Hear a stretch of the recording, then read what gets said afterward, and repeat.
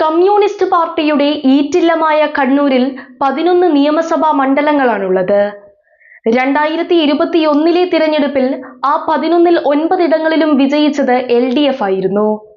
CPM-ന് അപ്രമാദിത്യ മേൽക്കൈയുള്ള പയ്യന്നൂരും മട്ടന്നൂരും തളിപ്പറമ്പും തലശ്ശേരിയും കല്യാശ്ശേരിയിലും വലിയ ഭൂരിപക്ഷത്തിൽ അവർക്കവിടെ വിജയിക്കാൻ കഴിഞ്ഞു. കഴിഞ്ഞ ലോക്സഭാ തിരഞ്ഞെടുപ്പിൽ കണ്ണൂർ ജില്ലയിൽ ഉൾപ്പെടുന്ന 11-ൽ 6 നിയമസഭാ മണ്ഡലങ്ങളിലും വ്യക്തമായ ലീഡ് UDF-നായിരുന്നു. പയ്യന്നൂരിലും കല്യാശ്ശേരിയിലും തലശ്ശേരിയിലും 10,000-നും അതിനു മുകളിലും വോട്ടിന്റെ ഭൂരിപക്ഷം LDF-നുണ്ടായിരുന്നുവെങ്കിലും ഇടതുകോട്ടയായ മട്ടന്നൂരിലും മുഖ്യമന്ത്രിയുടെ മണ്ഡലമായ ധർമ്മടത്തും വലിയ വോട്ട് ചോർച്ചയാണ് ഉണ്ടായത്. ഈ 2 മണ്ഡലങ്ങളിലും 2,500-ന്റെയും 3,000-നും ഇടയിലുള്ള നേരിയ ഭൂരിപക്ഷം മാത്രമാണ് CPM സ്ഥാനാർത്ഥിയായ MV ജയരാജന് ലഭിച്ചത്.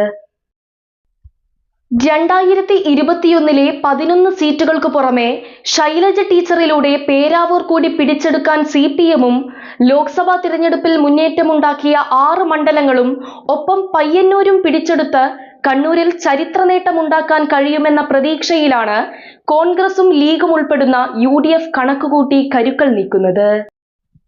ഇരിക്കൂറിനും പേരാവൂറിനും ഇളക്കം തട്ടില്ലെന്ന ഉറപ്പവർക്കുണ്ട്. അതോടൊപ്പം കണ്ണൂരും അഴീക്കോടും ഉറപ്പായും ഇത്തവണ ഉറപ്പാക്കും എന്ന ആത്മവിശ്വാസവും UDF ക്യാമ്പിനുണ്ട്. ഈ 4 സീറ്റുകൾക്ക് പുറമെ തളിപ്പറമ്പും പയ്യന്നൂരും കൂത്തുപറമ്പും കൂടി ലക്ഷ്യം വെച്ചുള്ള പ്രവർത്തനമാണ് ഈ 3 മണ്ഡലങ്ങളിലും അവർ നടത്തുന്നത്. പയ്യന്നൂരിലെ MLA V മധുസൂദനെതിരെ മുൻ സഹപ്രവർത്തകനായ കുഞ്ഞികൃഷ്ണൻ ആരോപിച്ച അഴിമതി ആരോപണം വോട്ടർമാർ കുഞ്ഞികൃഷ്ണന് അനുകൂലമായി വോട്ടാക്കിയാൽ ഇത്തവണ ഒരുപക്ഷെ പയ്യന്നൂരും UDF-നൊപ്പം പോന്നേക്കും.